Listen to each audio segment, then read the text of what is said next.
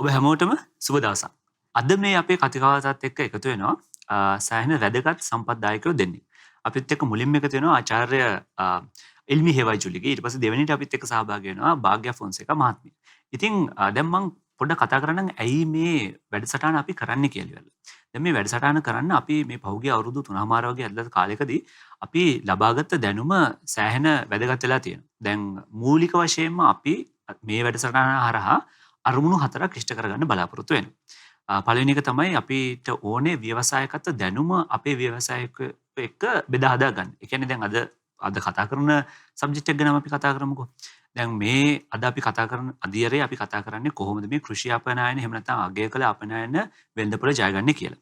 ඉතින් හැබැයි මේ වගේ දේවල් වලට සර්ටිෆිකේෂන් සෑහෙන වැදගත්. එහෙම නැත්නම් මේ සාතික කිරීම සෑහෙන වැදගත්. දැන් මේ සාතික කිරීම ගැන සමහර වෙලාවට අපේ ඉන්න ව්‍යවසායකයන්ට ඒ තරම් හොඳ දැනුමක් නැහැ. දැන් ඒ වගේ දේවල් වලට අපි බලාපොරොත්තු වෙනවා මේ දැනුම බෙදලා දෙන්න. ඊට පස්සේ මේ හා සම්බන්ධ ආයතන මොනවද කියලා අඳුන්වලා දෙන්න. දෙවෙනි එක තමයි අපේ ව්‍යවසායකයන්ගේ විනය කොහොමද හදාගන්නේ කියලා පොඩි දැනුමක් ලබා දෙනවා. ඒ කියන්නේ අපි දැන් පොඩ්ඩක් හිතමුකෝ ඔපරේෂනල් ඩිසිප්ලින් කියලා එහෙම නැත්නම් මෙහෙයුම් කටයුතු සම්බන්ධයෙන් ඒගොල්ලෝගේ තියෙන විනය කියලා ඉවරලා. ඉතින් මේ වගේ දේවල් කොහොමද හදාගන්නේ? ඒවා සෑහෙන වැදගත් දේවල්. ඉතින් තුන්වෙනියට අපි කතා කරනවා කොහොමද අපේ ව්‍යවසායකයන්ට දැනට තියෙනවට වඩා හොඳ වර්ල්ඩ් විව් එකක් අපි හදලා දෙන්නේ කියලා. ඒ කියන්නේ දැන් ලංකාවේ ඉන්න හුඟක් ව්‍යවසායකයෝ හිතන්නේ හරි තමන්ගේ දිස්ත්‍රික්කෙට එහෙම නැත්නම් තමන්ගේ පළාතට එහෙම නැත්නම් තමන් ලංකාවට විතරක් මේ තමන් කරන දේ කරනවා නම් ඒක ඇති කියලා. නෑ එහෙම නෙවෙයි. අපිට මීට වඩා හොඳ වෙළඳපොළකට යන්න පුළුවන්. එහෙම නැත්නම් මීට වඩා හොඳ දෙයක් අපිට කරන්න පුළුවන්. මේ කොහොමද කරන්න කියලා මේ වර්ල්ඩ් විව් එක කොහොමද හදාගන්නේ කියලා අපි ඒගොල්ලොන්ට කියලා දෙනවා. හතරවෙනිට අපි කියලා දෙනවා හරි ව්‍යවසායකයන්ට ඔවුන්ට සහාය ලබා ගත හැකි ආයතන හා ක්‍රමවේද මොනවද කියලා. ඉතින් උදාහරණයක් හැටියට ගත්තොත් එම අද අපි මේ අපිත් එක්ක එකතු වෙනවා ආචාර්ය ඉල්මි හේවයි ජුලිගේ. දැන් එය නියෝජනය කරන්නේ ඉන්ඩස්ට්‍රියල් ටෙක්නොලොජි ඉන්ස්ටිටියුට්. එහෙම නැත්නම් කාර්මික තාක්ෂණ ආයතනය.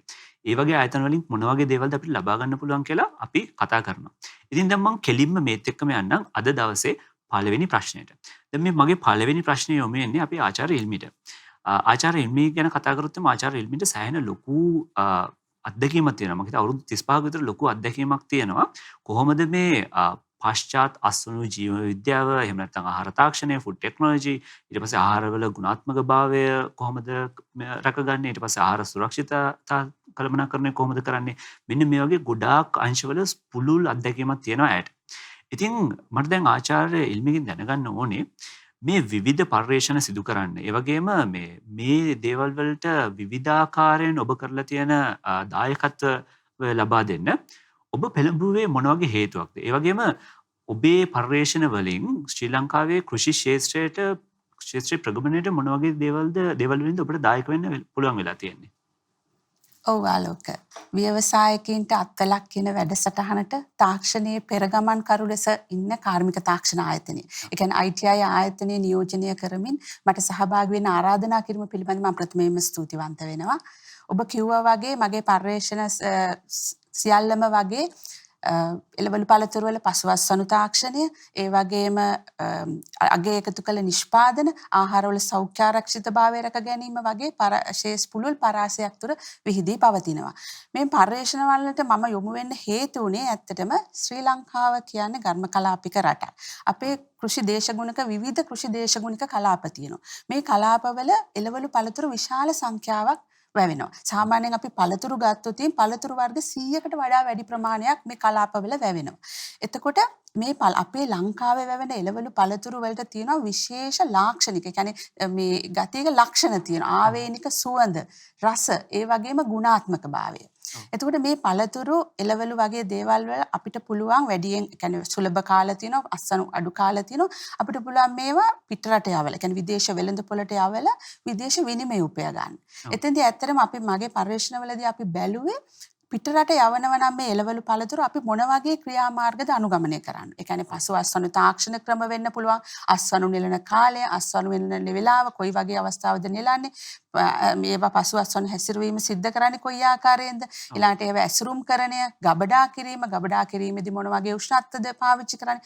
අන්න ඒ වගේ පිටරට යවීමේදී නැව් මගින් සහ ගුවන් මගින් පළවල් පළතුරු පිටරට යවීමේදී කොහොමද අපි පාවිච්චි කරන එක්ස්පෝර්ට් ප්‍රෝටෝකෝල්ස්. ඒ කියන්නේ පිටරට යැවීම සඳහා භාවිතා කරන ක්‍රමවේදයන් මාගේ පර්යේෂණ තුලින් අපි හොයාගෙන තියෙනවා ගොඩක් එළවලු සහ පළතුරු වලට. ඊට අමතරව මම ඉස්සෙල්ලා කිව්වා වගේ එළවලු පළතුරු කියන ඒවා සමහර ඒවා වාරවලට විතරයි තියෙන්නේ. ඉතින් සුලභ කාලයේදී අපිට පුළුවන් මේවා අගය එකතු කළ නිෂ්පාදන විදිහට වෙළඳපොළට ඉදිරිපත් කරන්න. දේශීය වගේම විදේශීය වෙළඳපොළට ඉදිරිපත් කරන්න පුළුවන්. එතෙන්දී අගය එකතු කළ නිෂ්පාදන විශාල සංඛ්‍යාවක් නිපදවීම කියන්නේ අලුත් තාක්ෂණ ක්‍රම සොයා ගැනීම පිළිබඳ මගේ පර්යේෂණ යොමු වෙලා තියෙනවා. ඉතින් ඒ වගේ ඇත්තම පුළුල් පරාසයක් තුළ පර්යේෂණ විශාල සංඛ්‍යාවක් කරලා තියෙනවා. ඊළඟට ඔබ ඇහුවා මගෙන් කොහොමද මේ පර්යේෂණ දායක වෙලා තියෙන්නේ රටේ කෘෂි ශාස්ත්‍රයේ ප්‍රගමනයට.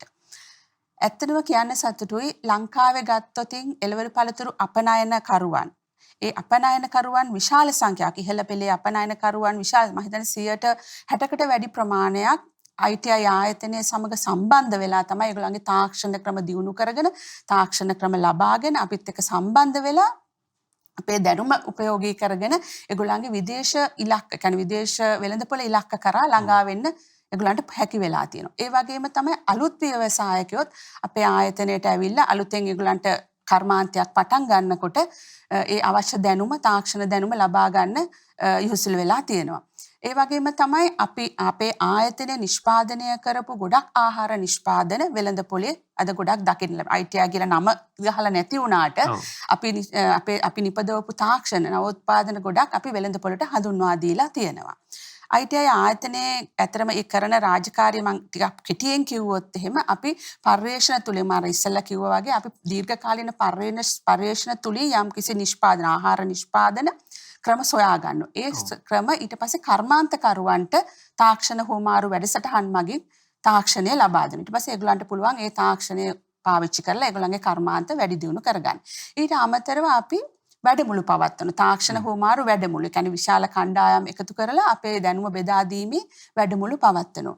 ඊටත් අමතරව උපදේශන සේවා පවත්වනවා. ඒ කියන්නේ දැන් සමහර වෙලාවට අපනයනකරුවෙකුට ඒකට ගැටලුවක් වගේ ඇති වෙච්ච අවස්ථාවල ඒගොල්ලන්ට අපි මේ ගැටලු විසඳා දීමට උපදේශන සේවා පවත්වනවා. එතනින් එහාට ගියාම අපි විශ්ලේෂණ සේවා. දැන් ගොඩක් වෙලාවට අපිට අවශ්‍ය වෙනවා ආහාරයක ප්‍රමිතියට තියනවද වගේ බලන්න විශ්ලේෂණ සේවා. වගේ විශ්ලේෂණ සේවා පවත්වනවා. මේ ආකාරයෙන් විවිධ පරාසයන් තුළ විවිධ සේවා පවත්වමින් කර්මාන්තකරුවන්ගේ ප්‍රගමනය සඳහා ඒගොල්ලන්ගේ දියුණුව සඳහා හරි. දැන් මම ඊළඟ ප්‍රශ්නේ අපේ යොමු කරන්නේ භාග්‍යයට. දැන් භාග්‍යයෙන් මම අහන ප්‍රශ්නේ තමයි දැන් ඔබ අවුරුදු ගාණක් තිස්සේ විවිධ පාර්ශවයන් එක්ක ඊට පස්සේ විවිධ සාතික කිරීම බහුවිධ සාතික කිරීම එහෙම නැත්නම් මල්ටිපල් සර්ටිෆිකේෂන් වල සෑහෙන ලොකු වැඩ ප්‍රමාණයක් කරලා තියෙනවානේ. දැන් ඔබ පටන් ගත්ත කාලේ මේ වෙනකොටයි අතර සලකලා බලද්දී විශේෂයෙන්ම මේ සුළු හා මධ්‍ය පරිමාණ කෘෂි ව්‍යවසායකයන් එහෙම නැත්නම් මේ ඇග්‍රි ඔන්ටර්ප්‍රනර්ස්ලා තමන්ගේ ව්‍යාපාර සාතික කිරීම සම්බන්ධයෙන් වෙච්ච වර්ධනය මොන වගේ වෙනස් වෙලා තියෙනවද? ඔයාලක ඔයා අහපු ප්‍රශ්නට යන්න කලින් ඇත්තටම ස්තුතිවන්ත වෙන්න ඕන මේ අවස්ථාව ලබා දුන්නට වැඩසටහනට සහභාගී වෙන්න. ඊට පස්සේ ප්‍රශ්නට ගියොත් ඇත්තටම දැන් අපි මම වැඩ කරන ආයතනය කන්ට්‍රෝල් යුනියන් ආයතනය. ඒකේ අපි දැන් දශක දෙකකට අධික කාලයක් ප්‍රමිති සහතික ලබා දීමේ කියන්නේ ලංකාව ඇතුළත ප්‍රමිති සහතික ලබා දීමේ කාර්යය නියුත වෙලා ඉන්නවා. එතකොට ඔන්ටර්ප්‍රෙනර් කියන්නේ SMEsලා එහෙම නැත්නම් ව්‍යවසායකයෝ සහතික ප්‍රමිති සහතික ලබා ගැනීම ඇත්තටම විශාල වශයෙන් වර්ධනය වෙලා තියෙනවා අපි පටන් ගත්ත කාලේ දැන් එක බලද්දි. ඒතර මේකට ගොඩක්ම මම හිතන්නේ හේතු වෙලා තියෙන්නේ පාරිභෝගිකයා. පාරිභෝගිකයා දැන් ගොඩාක් දැනුවත් ප්‍රමිති සහතික ගැන ඊට අමතරව පාරිභෝගිකයට ඇත්තටම ඕන හොඳ ක්වොලිටි එකක් නැත්නම් හොඳම නියම ප්‍රමිතියකින් යුක්ත ප්‍රොඩක්ට් එකක් තමයි පාරිභෝගිකයට ඕන. එතකොට ඒක හොඳ ප්‍රමිතියකින් තියනවාද කියලා බලා ගන්න පුළුවන් ලේසිම දේ තමයි චෙක් කරන එක ප්‍රමිති සහතිකයක් තියනවාද කියලා. එතකොට ඒ නිසා ගොඩාක් ව්‍යවසායකයෝ ප්‍රමිති සහතික ලබා ගැනීම සඳහා උනන්දුවක් දක්වනවා සහ විශාල වර්ධනයක් තියෙනවා. ඒකත් සමගම අපේ ආයතන තියෙනවා ලංකාව ඇතුලේ EDB එක. කියන්නේ Export Development Board එක. ඒ වගේම ඩොක්ටර් ඉල්මි කිව්වාගේ ITI එක සහ තව non profit organizations තියෙනවා. එයාලා ඇතුලේ කියන්නේ අපේ කුඩා ව්‍යවසායකයන්ට ගයිඩන්ස් එකක් දෙනවා. ඒ කියන්නේ අධ්‍යාපනය ලබා දෙනවා, හොඳ මාර්ගය කියලා දෙනවා. ඒ වගේම සමහර අවස්ථාවලදී මූල්‍යමය උපකාර පවා කරනවා. මේ නිසාත් ලොකු ප්‍රවණතාවයක් තියෙනවා මෑතකදී මේ ප්‍රමිති සහතික ලබා ගැනීම සඳහා. හරි. දැන් එතකොට මේ මම ඊළඟට යන්නේ අපේ ආචාර්ය ඉල්මි ගාවට. ආචාර්ය ඉල්මි ගාවට ගිහිල්ලා මම අහන්නේ දැන් අපේ මේ ශ්‍රී ලංකාවේ ඉන්න ව්‍යවසායකයෝ විශේෂයෙන්ම කෘෂි අපනයන ඊට පස්සේ අගය එකතු කළ අපනයන වල යෙදෙන අපේ ව්‍යවසායකයන් විදේශ වෙළඳපොළ සඳහා සූදානම් වෙද්දී ඒගොල්ලෝ සාමාන්‍යයෙන් කරන පොදු ගැටලු එහෙම නැත්නම් පොදු වැරදි මොනවාද? ඔව් ආලෝක. ඇත්තටම දැන් මේ COVID-19 වසංගතයත් එක්ක මම හිතන්නේ ඔයගොල්ලෝ දන්නවා ඇති ගොඩක් වෙලාවට ව්‍යාපාර සමහර ව්‍යාපාර වැසෙන තත්ත්වයටපත් වුණා. ලංකාවේ විතරක් නෙවෙයි ලෝකේ රටවල් අනිත් රටවලත්. ඒත් මම ඇත්තට මගේ අත්දැකීම අනුව මට කියන්න පුළුවන් දැන් ආහාර කර්මාන්ත ආහාර සම්බන්ධ කර්මාන්ත එහෙම නැත්නම් ශාකසාර තාක්ෂණ ආශ්‍රිත කර්මාන්ත පටන් ගන්න ව්‍යවසායක ගොඩක් පෙළමිලා තියෙනවා. ඒ කියන්නේ තාක්ෂණය ලබා ගන්න අපේ ළඟට එන අලුත් ව්‍යවසායකෝ. එහෙමත් නැත්නම් වෙනත් කර්මාන්තයක් අපි කියමු ඇඟලුම් ශාස්ත්‍රය වෙන්න පුළුවන්. එහෙම නැත්නම් ගොඩනැගිලි කර්මාන්ත වගේ වල නියලා හිටපු ව්‍යවසායකයොත් දැන් ආහාර කර්මාන්ත වලට යෙදෙන්න කැමැත්තක් දක්වනවා. මම හිතන්නේ ඒකට ගොඩක් හේතුව ආහාර කියන එක අපිට නැතුවම බැරි දෙයක් හින්දා. ඉතින් ඒක හින්දා මම හිතනවා මේ පැත්තට කියන්නේ ව්‍යවසායකයන්ට මේ පැත්ත ආහාර කර්මාන්ත වලට එන ප්‍රමාණය දැන් එන්න වැඩි වෙලා තියෙනවා. ඒතර ඒක හින්දා ඒගොල්ලෝ දැන් මගේ ළඟට එනකොට මම අඳුනගත්ත දේවල් තමයි පළවෙනිම කාරණේ මට කියන්න පුළුවන් මේගොල්ලන්ට ඇත්තටම සමහරුන්ට තමන් යවන ඉලක්ක වෙළඳපොළ ගැන එච්චර වැටහීමක් නැහැ. ඒ කියන්නේ ඉලක්ක වෙළඳපොළේ මොනවද ඉල්ලන්නේ? ප්‍රමිතිය. විශේෂයෙන්ම ප්‍රමිතිය. අපි කියනවා හැමතිස්සෙම ඔයා විදේශ වෙළඳපොළට යවනවා නම් ගේන්න බයර්ගේ ස්පෙસિෆිකේෂන් එක. ඒ කියන්නේ ඉල්ලුම් කරුවා ඉල්ලන ප්‍රමිති පරාමිතීන් මොනවද? මොකද එහෙම නැතුව අපි ඒ රටට යවුවොත් එහෙම වෙන්නේ අපේ කන්සයින්මන්ට් එක අපි යවනේ මේ බඩු ප්‍රමාණය ආපහු රිජෙක්ට් වෙන්න පුළුවන්. ඉතින් ඒකෙන්ද හොඳ දැනුමක් තියෙන්න ඕන මොකද්ද මේ ඉල්ලන ප්‍රමිතිය. ඒ ප්‍රමිතිය යවන රට අනුව වෙනස් වෙනවා. දැන් අපි කියමු සමහරු එනවා අපේ නෑදෑයෙක් ඉන්නවා මෙන්න ජපානයේ. එහෙම නැත්නම් යුරෝපීය රටක ඉන්නවා. ඒගොල්ලෝ ඉල්ලනවා මෙන්න මේ එළවලු පළතුරු එහෙම නැත්නම් මේ අගේ එකතු කළ නිෂ්පාදන. ඒතකොට මේ රටින් රටට මේ ප්‍රමිතීන් වෙනස්. උදාහරණයක් විදිහට දැන් යුරෝප රටකට යවනකොට එහෙම නැත්නම් ජපානය වගේ විශේෂයෙන් ඔය එළවලු පළතුරු වගේ දේවල් වල බලනවා පෙස්ටිසයිඩ් රෙසිඩු. ඒ කියන්නේ පලිබෝධනාශක කොච්චර අවශේෂ ඉතුරු වෙලා තියෙනවද? ඒ වගේ වැදගත් කරුණු තියෙනවා. එතකොට අපි ඕන තැනකින් එළවලු පළතුරු අරගෙන ඒ රටට යවන්න බෑ. ඒතකොට ඒ වගේ ප්‍රමිතියට අනුගත වෙලා මේ හොඳ මනා කෘෂිකාර්මික ප්‍රතිපත්ති අනුගමනක එහෙම නැත්නම් ඕගනික් ඇග්රිකල්චර් ඒ වගේ තැනකින් තමයි ඒගොල්ලන්ට පළතුරු ගන්න වෙන්නේ. ඉතින් ඒක හින්දා ඒගොල්ලෝ දැනුවත් වෙන්න ඕන මොනවද මේ මාකට් එක ඉලක්ක වෙළඳපොළ ඉල්ලන්නේ. ඒගොල්ලෝ යවන්න හදන වෙළඳපොළ ඉල්ලන්න කියන ප්‍රමිතීන් ටික ගැන දැනුවත් වෙන්න ඕන. ඒක පළවෙනි කාරණේ විදිහට මම දකිනවා. ඊළඟට අනිත් ප්‍රධාන කාරණය තමයි අපි එළවලු පළතුරු හරි නිෂ්පාදනයක් ආහාර නිෂ්පාදනයක් යවනකොට අපි දැනගන්න ඕන අඛණ්ඩ සැපයුමක් අපිට දෙන්න පුළුවන් වෙන්න ඕන. ඒ කියන්නේ දැන් අපි එක දවසක් කන්ටේනර් එකක් ඇවලා මේ සතිය ඊළඟට යවන්න බඩු නැත්තම් ඒ අපිට අපේ ව්‍යාපාරය අඛණ්ඩව පවත්වාගෙන යන්න බෑ. ඒකින්ද අපි හැමතිස්සෙම බලන්න ඕන අපිට එවන්න කිව්ව පළියට එවන්න බෑ. අපි බලන්න ඕන අපිට ගන්න අමුද්‍රව්‍ය එළවලු හෝ පළතුරුව සුලභ දෙයක්ද. එහෙම නැත්තම් අවාරේ කියන්නේ වාරයට සුලභයි ඊට පස්සේ නැහැ. එතකොට අපි ඒ වගේ දෙයකදී කොහොමද අපේ ගැනුම් කරුවට නිතරම ඒක සපයන්නේ. අන්න ඒ වගේ ඒ කියන්නේ අපි ඒ සුලභ අමුද්‍රව්‍ය සුලභව සැපීම පිළිබඳවත් හොඳ දැනුමක් තියෙන්න ඕන ව්‍යාපාරේ පටන් ගන්න ඉස්සර වෙලා. ඔව්. ඒතර ඒක මගේ අතරම දෙවෙනි කාරණේ විදිහට මම දකින්නේ සමහරව ඒ ගැන අවබෝධයක් නැතුව තමයි ගොඩක් වෙලාට ව්‍යාපාර පටන් ගන්න හදන්නේ. එහෙම වෙලාවෙදී අපිට මැදදී නතර කරන්න වෙනවා. මොකද අපිට අවශ්‍ය මේ නිෂ්පාදනයේ අවශ්‍ය ප්‍රමාණය නැහැ. මම හොඳම උදාහරණයක් ගන්න කෙනෙකුට ගස් ලැබු යවන්න අවශ්‍ය වෙලා තිබුණා. මට අන්නාසි. ඒතර එයා මොකද කරන්නේ? ඒ අන්නාසි වතු අඳුරගෙන නැති වුණාම එයාට වෙනවා එයාගේ ලෝරිය අරගෙන මුළු ලංකාවෙම හොය යන්න අර කන්ටේනර් එක පුරවන්න. ඉතින් එහෙම ඒ විදිහට අපිට අමාරුයි ඉදිරියට අපේ ව්‍යාපාරය ගෙනියන්නේ. ඉතින් අපි ව්‍යාපාරේ පටන් ගන්න ඉස්සලා හොඳ දැනුමක් තියෙන්න ඕන කොහොමද මේ අපිට අවශ්‍ය අමුද්‍රව්‍ය ලබා ගන්න. අපිට අවශ්‍ය ප්‍රමාණ වලින් ලැබෙනවද කියන එක. හරි. දැන් එතකොට දැන් ඒක ඇත්තටම සෑහෙන වැදගත් කාරණයක් තමයි දැන් ඔබ මතු කරේ. මොකද මේ අපිට මේ කොහොමද මේ කෘෂි නිෂ්පාදන එහෙම නැත්නම් මේ විශේෂයෙන්ම සප්ලයි චේන් එක සම්බන්ධයෙන් විවිධාකාර ගැටලුනේ උතන මතුවෙන්නේ. ඉතින් දැන් ඒත් එක්කම දැන් මම දැන් අපි සප්ලයි චේන් එක ගැන කතා කරා. දැන් ওই සප්ලයි චේන් එකේ ඇත්තටම දැන් ඔබත් කතා කරා කොහොමද මේ සර්ටිෆිකේෂන් වැදගත් වෙන්නේ. ඊට පස්සේ ඔබ කතා කරා තව කොහොමද මේගොල්ලෝගේ අර පෙස්ටිසයිඩ්ස් රෙසිඩියුස් ඒ වගේ දේවල් කොයි විදිහටද වැදගත් වෙන්නේ. ඊට පස්සේ මේව කොහොමද අපි මේන්ටේන් කරන්න ඕනේ කියලා ඔය සෑහෙන ලොකු කතිකාවතක් තමයි දැන් ඇති උනේ. දැන් මම ඊළඟට යනවා අපේ භාග්‍යගාවට. භාග්‍යගාවට ගිහිල්ලා මම අහන්නේ හරි. තමන්ගේ විශේෂයෙන්ම මේ කෘෂි ව්‍යවසායකයෝ එහෙම නැත්නම් මේ අතනම දැන් අපි ඉස්සර නම් කිව්වේ මේ ගොවියෝ කියලා. නමුත් ඒක දැන් පොඩ්ඩක් වෙනස්ලා අපි දැන් කෘෂි ව්‍යවසායකයෝ එහෙම නැත්නම් ඇග්‍රි ඔන්ටර්ප්‍රනර්ස්ලා බවට මේගොල්ලෝ පත් වෙලා තියෙනවා. මේ ඇග්‍රි ඔන්ටර්ප්‍රනර්ස්ලාට තමන්ගේ නිෂ්පාදන එහෙනම් ප්‍රොඩක්ෂන් ඒ වගේම ප්‍රොඩක්ෂන් ප්‍රොසෙසර්ස් නිෂ්පාදන ක්‍රියාවලියන් සාතික කරගන්න සාතික කර ගැනීම ඔවුන්ගේ ව්‍යාපාර දියුණු කරගන්න කොයි විදිහටද ඒගොල්ලන්ට උදව් කරගන්න පුළුවන්. ඔව් ආලෝක දැන් මම අර කලිනුත් කිව්වා ඔය දැන් සහතික කියන ප්‍රමිති සහතික කියන දේ එන්නේ කස්ටමර්ට ක්වොලිටි ප්‍රොඩක්ට් එකක් දීම මත. ඒතර කස්ටමර් අපේ පාරිභෝගිකයා හැමතිස්සෙම નિયમિત ප්‍රමිතියකින් යුතු හරි හොඳ ප්‍රමිතියකින් යුක්ත ප්‍රොඩක්ට් එකක් ලබා ගන්න තමයි කැමති.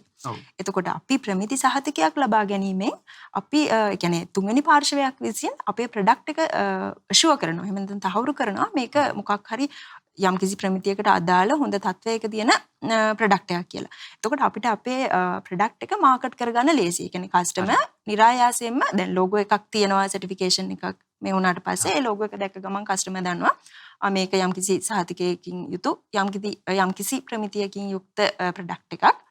ඒ නිසා අපිට අපේ මම අර කිව්වත් වගේ ප්‍රොඩක්ට් එක මාකට් කරගන්න ලේසියි. ඒකට ඊට අමතරව දැන් ડોක්ටර් ඉල්මි කිව්වා වගේ දැන් අපි හිතන්නකෝ කාබනික ප්‍රොඩක්ට් එකක් එක්ස්පෝර්ට් කරන කියන ඕගැනික් ප්‍රොඩක්ට් එකක්. ඔව්. එතකොට අපි අපේ ප්‍රොඩක්ට් එක හදන්නේ කෙමිකල්ස් දාන්නේ නැතුව රසායනික දේවල් පාවිච්චි කරන්නේ නැතුව කාබනික විදිහට. එතකොට අපේ කස්ටමර් ඒකට වැඩි මිලක් ගෙවන්න ලෑස්ති. ඔව්. එතකොට ඒ කියන්නේ ප්‍රීමියම් ප්‍රයිස් එකක් තියෙනවා. එතකොට මේ ප්‍රීමියම් ප්‍රයිස් එක කියන එක අපිට ඇත්තටම වැදගත්. මොකද අපි කරන්නේ බිස්නස් එකක්නේ. එතකොට අපේ බිස්නස් එකට වැඩි මිලක් ලැබෙනවා. එතකොට අපි කියන්නේ මහන්සි වෙන මහන්සියට කැපවීමට වැඩිපුර මිලක් ලැබෙනවා. ඊට අමතරව තව දෙයක් තමයි දැන් අතර මේකෙන් ව්‍යවසායකයා විතරක්ම නෙමෙයි මේ වාසි ලබන්නේ. මොකද අර වෙළඳපොලේ තියෙනවා සහතික කරන ක්‍රමයක් මේ ෆෙයා ට්‍රේඩ් කියලා. ඒ කියන්නේ සාධාරණ වෙළඳපොළ. සාධාරණ වෙළඳාමක් කිරීම නිසා දැන් ඒකෙන් අපි අදහස් කරන්නේ දැන් අපි මම මගේ නිෂ්පාදනය හොඳට කරගෙන යනවා. ඒ වගේම මම මගේ සේවකයන්ටත් හොඳට සලකනවා. ඒතර මේකට පාරිභෝගිකයා වැඩි මිලක් ගෙවන්න සූදානම්. ඒ ෆෙයා ට්‍රේඩ් ලෝගෝ එක තියෙනවා නම් පාරිභෝගිකයා වැඩි මිලක් ගෙවනවා. ඒ ගෙවන වැඩි මිල ව්‍යවසායකයාටත් යනවා. ඊට අමතරව එයා යටතේ වැඩ කරන සේවකයන්ටත් ඒ මිල බෙදලා යනවා. ඔව්. ඊට අමතරව තව වාසියක් හරි තව දෙයක් තමයි අපිට සර්ටිෆිකේෂන් වලින් ලැබෙන.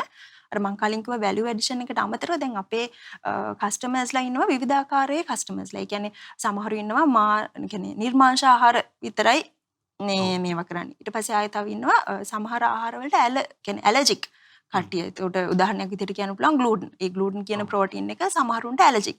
එතකොට දැන් හිතන්නකෝ ඔයාගේ ප්‍රොඩක්ට් එකේ ග්ලූටන් කියන මේ ප්‍රෝටීන් එක නැත්තම් ඔයා ග්ලූටන් ෆ්‍රී. ඔව්. සර්ටිෆිකේට් එකක් ගන්න පුළුවන් ග්ලූටන් ෆ්‍රී කියලා. එතකොට ඒ ලෝගෝ එක දැක්කම බය නැතුව පාරිභෝගිකයා ඒක අරගන්නවා. මොකද සහතිකයක් තියෙනවා. එයාට තහවුරු කරලා දීලා තියෙනවා. මේකට මේක නැහැ කියලා. එතකොට ඒ ඔක්කොම තියෙනවා සර්ටිෆිකේෂන් එකක් ගැනීම ඇතුළේ. එතකොට ඒ වාසිය අපිට ලබා ගන්න පුළුවන්. ඇත්තටම මේ දේවල් ඇත්තටම සෑහෙන වැදගත්. මොකද මේ සර්ටිෆිකේෂන් හරහා අපිට ලබා ගන්න පුළුවන් ප්‍රතිලාභ සෑහෙන ගොඩක්. විශේෂයෙන්ම මේ අපේ ලංකාවේ ඉන්න කෘෂි ව්‍යවසායකයන්ට. මොකද දැන් ලංකාවේ මේ COVID-19 ප්‍රශ්නයත් එක්ක ඇති වෙලා තියෙන මේ කෘෂි කර්මාන්තයේ තියෙන නව ප්‍රබෝධයට මෙන්න මේ දේවල් සෑහෙන වැදගත්. මොකද මේ ලංකාව ඇතුලේ විතරක් නෙවෙයි අපිට මේ ලංකාව ඇතුලේ විතරක් නෙමෙයි මේ අපිට මේ දේවල් විකුණ ගන්න පුළුවන්. අපිට ඇත්තටම මේ ලංකාවෙන් එළිය මාකට්ස් වල සෑහෙන ලොකු අවශ්‍යතාවයන් ඇති වෙලා තියෙනවා විශේෂයෙන් මේ දේවල් කරන්නේ කොහොමද කියලා. දැන් භාග්‍ය කිව්වා වගේ ග්ලූටන් ෆ්‍රී.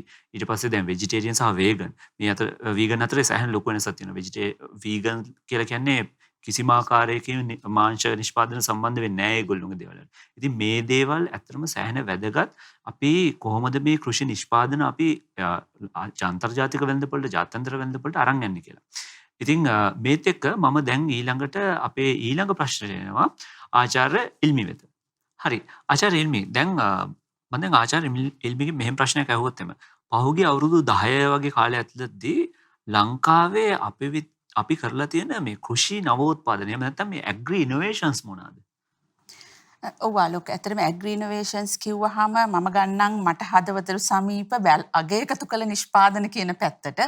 අපි නවෝත්පාදන ගත්තහම ලංකාවේ නවෝත්පාදන සිදු කරන ආයතන ගොඩක් තියෙනවා. ITI ආයතනය වගේ ඒ කියන්නේ පර්යේෂණ ආයතන වලින්. ඊළඟට විශ්වවිද්‍යාල වලින් නවෝත්පාදන සිද්ධ කරනවා. ඒ වගේම කර්මාන්ත ශාලාවල තියෙනවා ඒගොල්ලන්ගෙම R&D sections. ඒ කියන්නේ පර්යේෂණ සහ සංවර්ධන අංශ. ඒ වයින් නවෝත්පාදන සිදු කරන කර්මාන්ත කරුවන්. ඊට අමතරව මහජනතාව අතරින් ඒ කියන්නේ ඉස්කෝලේ ළමයි ඉන්නවා. ඒ වගේම මහජනතාව අතරිනුත් නවෝත්පාදකයන් බිහි වෙනවා. මේගොල්ලෝ හැමෝගෙම ගත්තොත් එහෙම මම පහුගිය අවුරුදු 10 ඇතුළත මම ගොඩක් දැකපු දෙයක් තමයි ඇත්තටම අපි මේ සුව ආහාර කියන එක. ඒ කියන්නේ හෙල්ත් ෆුඩ් කියන දේවල් වලට ගොඩක් යොමු වෙලා තිබුණා. ඒකෙන් පළවෙනියෙන්ම ගත්තොත් එහෙම ඒ කියන්නේ අපි ලංකාවේ තිරිඟු පිටි තමයි අපි පාන් හදන්න පාවිච්චි කරන්නේ. එතකොට තිරිඟු පිටි වලට ආදේශකයක් විදිහට ඒ කියන්නේ අපි පාන් වලින් හැමතිස්සෙම එතන ලැබෙන පෝෂණය අපිට අඩු හින්දා කියන්නේ තිරිඟු පිටි වලින් ලැබෙන තිරිඟු පිටි වලට සහල් ආදේශ කරලා ඒ වගේම වෙනත් ධාන්‍ය වර්ග ආදේශ කරලා හදන නිෂ්පාදන ආහාර නිෂ්පාදන බේකරි නිෂ්පාදන වෙන්න පුළුවන්. එහෙම නැත්නම් විවිධ පිටි මිශ්‍රණ වෙන්න පුළුවන්, කැඳ මිශ්‍රණ වෙන්න පුළුවන්. ඒ වගේ අලුත් නිෂ්පාදන වෙළඳපොළට හඳුන්වා දුන්නා. ඒ වගේම තමයි ඒ පළවෙනි කාරණේ විදිහට සුවාහාර යටතේ ඊළඟට අපි අපේ දේශීය සහල් වලට විශාල තැනක් දුන්නා මේ පහුගිය අවුරුදු 10 ඇතුළත. අපි ගොඩක් ඉස්සර දේශීය සහල් කාලා ඒ කියන්නේ ඒවයි තියෙන ගුණාත්මක අභාවය ගැන යම් අවබෝධයක් තිබුණත් අපි කාලයක් යද්දි ඒ දේශීය සහල් ගැන ටිකක් අමතක කරලා තිබුණා මං හිතන්නේ. පහුගිය අවුරුදු 10 ඇතුළත දේශීය සහල් වලට හොඳ වෙළඳපොළක් ලැබුණා. දැන් අපේ ආයතනය මගුත් දේශීය සහල් වල තියෙන පෝෂණාගය ගැන ගොඩාක් පර්යේෂණ කළේ පෝෂණාගය මහජනතාවට දැනුම් දුන්න පොත් වගේ ගහලා ඒ පොත් වලින් දැනුම් දුන්නා මෙන්න මේවා තමයි දේශීය සහල් වල අගය කියලා. ඊට පස්සේ දේශීය සහල් ආදේශ කළ තව නිෂ්පාදන හැදුවා. කියන්නේ බත් කන්න විතරක් නෙමෙයි ඒවා එකතු කරපු අගය එක්කල නිෂ්පාදන ගොඩක් වෙළඳපොළට හඳුන්වලා දුන්නා. ඒතකොට ඊළඟට මට ගන්න පුළුවන් තව දැන් අපි බීම ಜಾති බොනකොට බීම විතරක් නෙමෙයි කියන්නේ පළතුරු විතරක් නෙමෙයි එළවලු වලින් හදපු ශාක වලින් උදාහරණයක් වුණා කෝමාරිකා පාන. කියන්නේ අපි හැමතිස්සෙම අර සුව ආහාර පැත්තට ගියා. එහෙම නැත්නම් කරපිංචා පානේ. කොළ කැඳ වර්ග, ඉන්ස්ටන්ට් කොළ කැඳ වර්ග. ඒ වගේ ඊළඟට අපි තේ බිව්වේ තේ විතරයි නෝමල් තේ කොළ වලින්. එහෙම නෙමෙයි. අපි හර්බල් ටී කියන එක. ඒ කියන්නේ විවිධ මේ ඖෂධීය වලින් හදන තේ වර්ග වලට යොමු වුණා.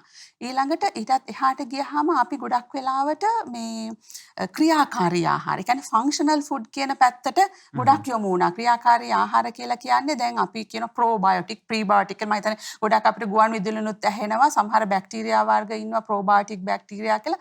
අපිට ගොඩක් පෝෂණ අපිට දෙන්න පුළුවන්. ඒතර මේ බැක්ටීරියා වැවෙන මාධ්‍ය තියෙන අපේ ආහාරවලම තන්තු වගේ දේවල් ප්‍රීබයොටික් කියලා. ඒතර ඒ පිළිබඳ නවෝත්පාදන විශාල සංඛ්‍යාවක් මේ කාලය තුල බිහි වුණා. මම හිතන්නේ දැන් මේ ඉදිරි වසර 10 අග වෙද්දි වගේ අපි වැඩි අවධානයක් යොමු කරා මේ කොවිඩ් වසංගතයත් එක්ක කොහොමද අපේ ඉමුනිටි සිස්ටම් එක. ඒ කියන්නේ අපේ රෝගවලට තියෙන ප්‍රතිරෝධීතාවය වැඩි කරගන්න මොන වගේ ආහාරද අපි ගන්න ඕන කියලා. මම හිතන්නේ දැන් වෙළඳපොළට එන ගොඩක් ආහාර ඔය කොත්තමල්ලි පානය ඊළඟට කොත්තමල්ලි වෙනුවල්කට මිශ්‍ර කරපු පාන වෙනත් ඊළඟට පළතුරු සහ ඖෂධ මිශ්‍ර කරපු පාන වර්ග එතකොට කොළ කැඳ වර්ග ඊළඟට ඒ වගේ අර අපේ ඉමුනිටි එක හැමතිස්සෙම වැඩි කරන්නේ. මොන විටමින් බහුල ඒ වගේ ආහාර වලට මම හිතන්නේ ගොඩක් යොමු වුණා මේ පහුගිය කාලය ඇතුළත. මම 20 වෙනි අවුරුදු 20යි 20 අන්තිමත් එක්ක එකතු කරලා කිව්වේ. මොකද දැන් ඉස්සරහට අනාගතයේ තියෙන අපිට කොවිඩ් එක කාලයක් ජීවත් වෙන්න වෙන හින්දා අපේ ශරීර රෝග ප්‍රතිරෝධීතාවය වැඩි කරන්න මේ ආහාර නිෂ්පාදනය කරන එක මම හිතන්නේ අලුත් ව්‍යවසායකයන්ට ඒ මාර්ගයට අවතීර්ණ වෙන්න සිද්ධ වෙනවා. හරි. දැන් මම ඊළඟට එනවා භාග්‍යගාවට මම එන්නේ ටිකක් විතර ප්‍රැක්ටිකල් ප්‍රශ්නයක් කරගෙන. දැන් හිතන්නකෝ දැන් මම මොකක් හරි ඇග්‍රි ප්‍රොඩක්ට් එකක් කරනවා කියලා ඉවරලා. එතකොට මේ මම මේ ඇග්‍රි ප්‍රොඩක්ට් එකක් කරනවා එහෙම නැත්නම් කෘෂි නිෂ්පාදනයක් කරනවා නම් මම ඒකට සහතිකයක් මොකක් හරි ලබා ගන්න ඕන නම් මම මොන වගේ සහතිකද ඒකට සලකලා බලන්න ඕනේ. ඊට පස්සේ මම කොතනින්ද මේ සහතික ලබා ගන්න එක පටන් ගන්නෙ? ඕක ඇත්තටම අපි කියනවා ප්‍රොසෙස් එකක්. එතකොට ව්‍යවසායකයෙක් මුලින්ම මේවා අපි සහතික ලබා ගැනීම ගැන හිතද්දි කරන්න ඕනේ එයාගේ ප්‍රොඩක්ට් එක මොකක්ද? ඒකයි එයා දෙන්න හිතාගෙන ඉන්න මාකට් එක මොකක්ද? ඒතර මා කියන්නේ කලින් ඩොක්ටර් ඉලිම් කිව්වා ඉලක්ක වෙළඳපොළ මොකක්ද? ඒක දේශීය වෙළඳපොළද නැත්නම් විදේශීය වෙළඳපොළද? මෙන්න මේ ඩිෆයින් ඒ කියන්නේ මාකට් එක එයා ඩිෆයින් කරගන්න ඕන කොහෙටද? ඒ කියන්නේ හිතන්නකෝ තේ හදනවා කියලා. තේ අපි ලෝකල් මාකට් එකට දාන්නේ නැත්නම් කෙලින්ම එක්ස්පෝර්ට් කරන්න හිතාගෙන නැත්නම් කරනවාද කියලා අපි මුලින්ම ඩිෆයින් කරගන්න ඕන. ඊට පස්සේ ඒක මත තමයි අපි ගන්න ඕන සහතිකය වෙනස් වෙන්නේ. හරි. දැන් මම එක්ස්පෝර්ට් මාකට් එක ගැන කතා කරොත් අපි එක්ස්පෝර්ට් කරනවා නම් විශේෂයෙන්ම දැන් ෆුඩ් සේෆ්ටි සර්ටිෆිකේෂන් ඒ කියන්නේ ඔය ආහාර සුරක්ෂිතතාවය පිළිබඳ තියෙන සහතිකයක් දැන් ඇත්තටම අනිවාර්ය අංගයක් වගේ වෙලා තියෙනවා. මොකද දැන් අපි විතරක් නෙමෙයි එක්ස්පෝර්ට් කරන්නේ. ගොඩාක් රටවල් වලින් එක්ස්පෝර්ට් කරනවා. එතකොට තරඟකාරීත්වය වැඩි. ඒතර හැමෝම හදන්නේ තමන්ගේ ප්‍රොඩක්ට් එකට වැලියු එකක් ඇඩ් කරලා හයි ක්වොලිටි ප්‍රොඩක්ට් එකක් දෙන්න. ඒතර වැලියු ඇඩිෂන් එකක් වෙනවා කියන්නේ මම අර කලින් කිව්වා වගේ සර්ටිෆිකේට් එනවා තව අංග ඇතුළත් වෙනවා. එතකොට අපි ඒ සඳහා ෆුඩ් සේෆ්ටි සර්ටිෆිකේෂන් එකක් දැන් ඇත්තටම අනිවාර්ය වෙනවා හැමෝටම. ඒ කියන්නේ එක්ස්පෝර්ට් කරන හැමෝටම වගේ එක තියෙනවා. ඒතකොට GMP, ISO, HACCP ඔය වගේ විවිධාකාරයේ මේ සර්ටිෆිකේෂන්ස් තියෙනවා. ඒත් දැන් අපි සාමාන්‍යයෙන් පටන් ගන්න කියන්නේ අපිට දැන් බය කෙනෙක් නැහැ කියලා හිතමුකෝ. එතකොට මේන්ලි ISO වගේ මොකක් හරි ෆුඩ් සේෆ්ටි සර්ටිෆිකේෂන් එකක් මේ අනිවාර්ය අංගයක්. ඊට අමතරව හිතන්නකෝ අර වැඩි මිලක් තවත් වැඩි මිලක් ගන්න හිතාගෙන ඉන්නවා නම් අර මම කලින් සඳහන් කරා වගේ ඕගැනික් ඒ කියන්නේ කාබනික ආහාර නිෂ්පාදනය කරන්න පුළුවන්. ඊට අමතරව මම කලින් කිව්වා අර විවිධ විශේෂ කස්ටමර්ස්ලාට ග්ලූටන් ෆ්‍රී, වීගන්. ඊට අමතරව දැන් තියෙනවා සස්ටේනබල් ස්ටෑන්ඩඩ්ස් කියලා. ඒ වගේ දෙයක් උනත් අපිට ඇතුළත් කරගන්න පුළුවන්. ඒතර කොහොම හරි මාකට් එක ඩිෆයින් කරලා එතනින් තමයි අපිට ඕන ප්‍රමිති සහතිකය මොකක්ද කියලා අපි තීරණය කරගන්න ඕන. ඊට පස්සේ අපි කරන්න ඕන ඒ ප්‍රමිති සහතික කියන්නේ සහතිකය දෙන්න ඇත්තට මොකක් හරි ස්ටෑන්ඩඩ් එකක් ප්‍රමිතියක තියෙන නිර්ණායක වලට අනුකූලව. ඒතර ඒ නිර්ණායකය මොකක්ද කියලා අපි ස්ටඩි කරන්න ඕන. හිතන්නකෝ දැන් අපි ඕගැනික් ආහාර හදනවා කියලා. දැන් අපි ගෙදර අපේ පාවිච්චි කරන මේ ඉඳුල් හරි මොන හරි එහෙම දාලා අපිම හදපු කම්පෝස්ට් එකක් දාලා හදපු කෑමක් අපිට කම්පෝස්ට් මේ ඕගැනික් ෆුඩ් එකක් කියලා යුරෝපයට හරි ඇමරිකාවට හරි එක්ස්පෝර්ට් කරන්න බෑ. මොකද එයාලා දැන් හිතන්නකෝ යුරෝපයට අපි යවනවා නම් එයාලට එයාලගේ ස්ටෑන්ඩඩ් එකක් තියෙනවා. එයාලගේ ප්‍රමිතියක් තියෙනවා. මෙන්න මේ විදිහට තමයි ඔයා කාබනික කෑමක් අපේ රටට එවනවා නම් මෙන්න මේ නිර්ණායක වලට අනුකූලව හදපු කෑමක් වෙන්න ඕන. ඒතකොට එයාලගේ නිර්ණායක වලට අනුව තමයි අපි අපේ ආහාරය හදන්න ඕන ඕගැනික් කියලා අපි මේවා කරනවා නම්. හරි. ඒතකොට ඒවා ගැන හොඳට අධ්‍යයනය කරන්න ඕන. ඊට පස්සේ අධ්‍යයනය කළා ඒ අනුව අපේ සිස්ටම් එක. ඒ කියන්නේ අපේ දැන් හිතන්නකෝ ෆැක්ටරි එකක් තියෙනවා නම් අපේ වගා බිමක් තියෙනවා නම් ඒ නිර්ණායකයන් වලට අනුකූල වෙන්න අපි ඒක හදා ගන්න ඕනේ. දැන් ගොඩක් වෙලාවට සමහර වෙලාවට අපේ ෆැක්ටරි එකේ තියෙන විදිහ සමහරට පොඩ්ඩක් වෙනස් කරන්න වෙන්න පුළුවන්. ඒ වගේ යටිතල පහසුකම් වෙනස් කර ගැනීමක් ඒ වගේ දේවල් කිරීමක් සිද්ධ වෙනවා. කියන්නේ අවශ්‍ය වෙනවා. ඊට පස්සේ තමයි කියන්නේ අපි වගේ ආයතනයක් එන්නේ සම්බන්ධ කරගන්නේ ඊළඟට. එතකොට සර්ටිෆිකේෂන් ප්‍රොසෙස් කියන එක පටන් ගන්න එතනින්. හරි. එතකොට අපිට කියන්නේ අපි වගේ ආයතනයක් සම්බන්ධ කරගත්තම අපි කරන්නේ අපි ඇවිල්ලා අපි තුන්වෙනි පාර්ශ්වයක් විදිහට අපි ඇවිල්ලා පරීක්ෂා කරලා බලනවා ඔයාලගේ ෆැක්ටරි එක එහෙම නැත්නම් ෆීල්ඩ් එක ඒ ඔයා ගන්න බලාපොරොත්තු වෙන ප්‍රමිතියට අනුකූල විදිහට තියෙනවද මේක අපි ඇත්තටම කරන්නේ අපි ඔඩිට් වෙනවා වාර්ෂිකව දෙපාරක් තුන් පාරක් වගේ වෙන්නත් පුළුවන් announced audits කියලා තියෙනවා ඒ වගේම අපි නිරන්තරයෙන්ම samples check කරනවා ඒ වගේ දේවල් කිරීමෙන් තමයි අපි බලන්නේ ඔය නිර්ණායක ඇතුලේ ඉන්නවද කියලා එහෙම ඉන්නවනම් අපි ප්‍රමිති සහතිකයන් නිකුත් කිරීමක් සිද්ධ කරනවා. භාග්‍ය බොහොම ස්තුතියි. දැන් මේ භාග්‍ය මෙතනදී කතා කරපු දේවල් සෑහෙන වැදගත් අපේ මේ ලංකාවේ ඉන්න අපේ කෘෂි ව්‍යවසායකයන්ට. එහෙම නැත්නම් මේ ඇග්‍රි ඔන්ටර්ප්‍රිනර්ස්ට. ඉතින් මේගොල්ලොන්ගේ මේ දැන් භාග්‍ය කතා කරපු දේවල් අපේ learn.startupxfoundry.com කියන අපේ වෙබ් අඩවියෙන් ඕගොල්ලන්ට බලා ගන්න පුළුවන්. ඒ වගේම මේ හා සම්බන්ධ තවත් විවිධ කාරණා තියෙනවා, තව වෙබ්සයිට්ස් තියෙනවා, ඒ වගේම තව හුඟක් වීඩියෝස් එහෙම තියෙනවා. මේ හැම දෙයක්ම අපේ මේ learn.startupxfoundry.com කියන වෙබ් අඩවියෙන් ඕගොල්ලන්ට නොමිලේම ලබා ගන්න පුළුවන්. මොකද මේ දැනුම කියන දේ අනිවාර්යෙන් අපේ විශේෂයෙන්ම මේ කෘෂි ව්‍යවසායකයන්ට අවශ්‍ය දෙයක්. හරි.